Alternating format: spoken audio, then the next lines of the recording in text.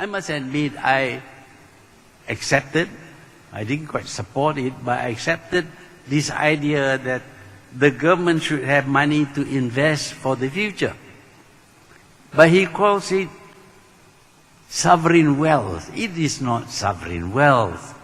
Sovereign wealth is an excess fund that you have that you don't know what to do with, and you can then buy some hotels or whatever in other countries for the future. But this is money that is borrowed. It's not wealth. It's dead. The alung will come after him later on. But he calls it sovereign wealth. But okay, if you're going to do real business. But very quickly we find that it was not business that he was doing. He wanted this money, big sums of money, so that it can somehow or other flow into his kitty, his account. That's what he wanted to do. So the government had to stand guarantee for his borrowing of 42 billion ringgit. 42 billion ringgit. The government never borrowed even 1 billion ringgit. I remember when I was Prime Minister, we never borrowed 1 billion ringgit. We borrowed some from the Japanese. The Japanese had so much money that they offered to us loans at 0.7% repayable over 40 years. You'd be an idiot not to borrow.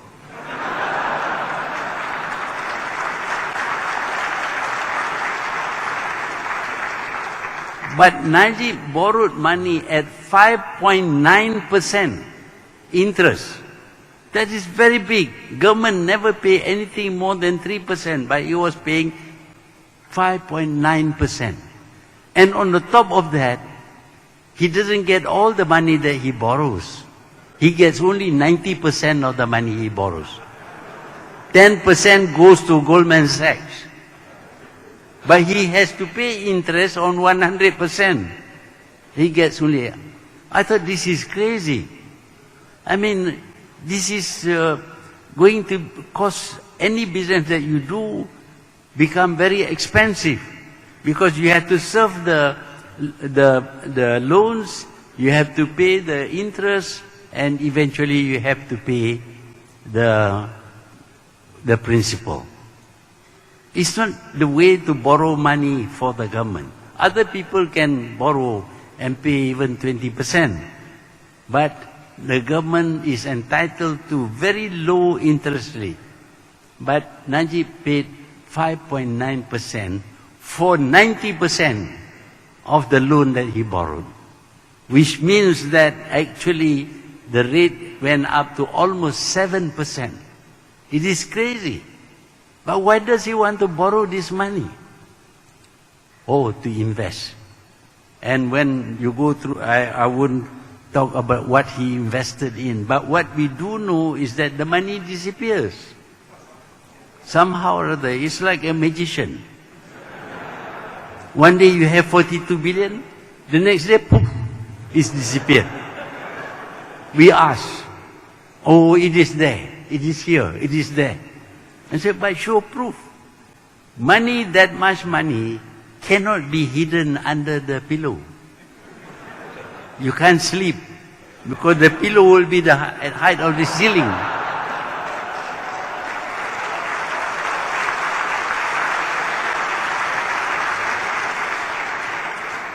Big money like that must be kept in the bank.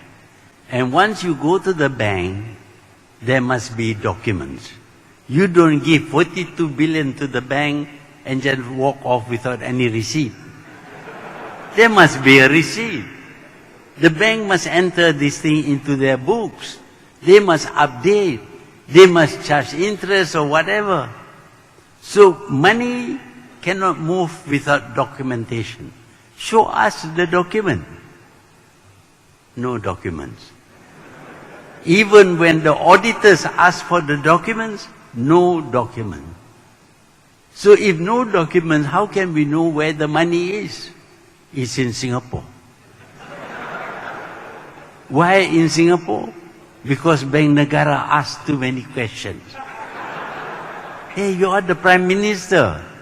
Bank Negara is a part of the institutions in the government. Surely they are not going to question you if you are doing legitimate work. But he is afraid to bring back the money to Malaysia because Bank Negara would ask questions. Which means, of course, he knows he's been doing something wrong. But later we find that there's money in his kitty, in his account. 861 million US dollar, translated into 2.6 billion ringgit in the Prime Minister's private account. Secret, because it's not told to anybody except the bankers. I mean, a Prime Minister should never at any one time have that kind of money.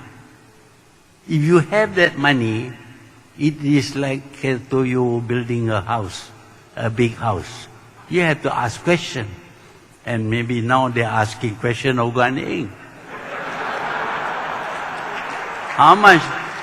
Only a few millions. But this is 4.2 billion ringgit. No questions asked. There's something wrong.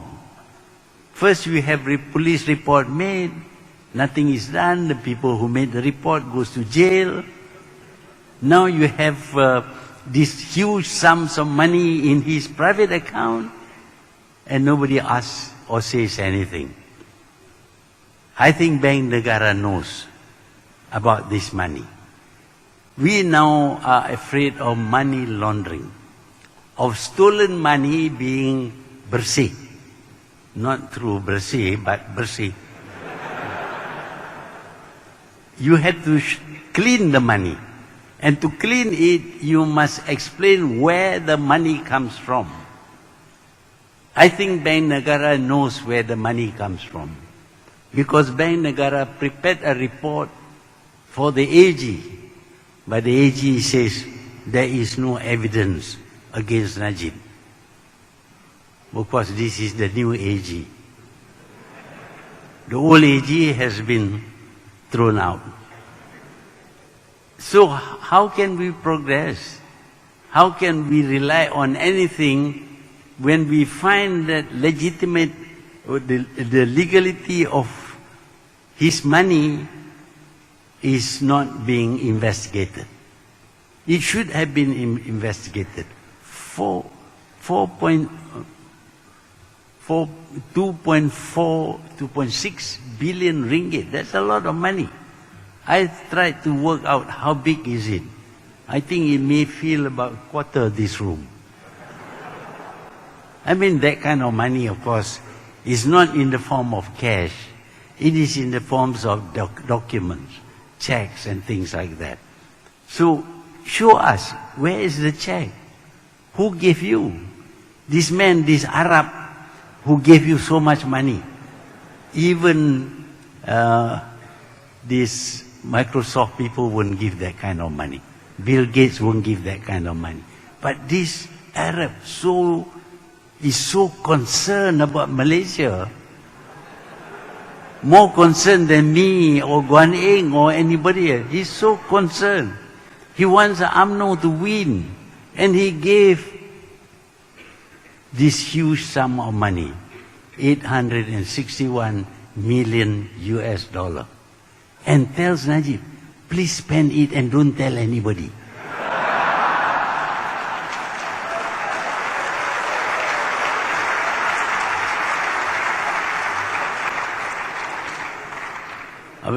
As a Muslim, he should know that the injunction is that when you give to charity, you don't ask to tell people, don't tell people that you have given to charity.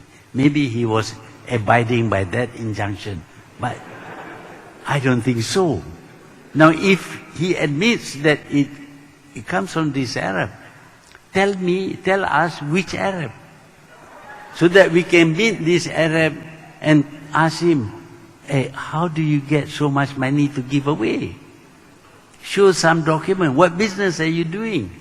You must have more than that now in your bank. That's what the investigation should be all about. But the MACC couldn't find the Arabs, couldn't ask the question. But on the other hand, of course, sometimes the CEO says he has seen the money. Wow. The money is not in cash. Nobody keeps money in cash. When he says he has seen, and then the bank says, no, the money is not with him, he said, no, not money, it's units. What units? Nothing is explained. So documentary evidence is not there. All that happens is that Najib says, I did not misuse the money. I didn't use the money for myself. That money that I spent for my daughter's wedding, that is different. Although I question, I think when my children got married, nobody knows about it. Because I didn't spend that money. I keep the money for myself. But here, a huge wedding, maybe a little bit of that money which is meant for UMNO or whatever has been spent on himself. Not to say about the purchases of Hermes bag,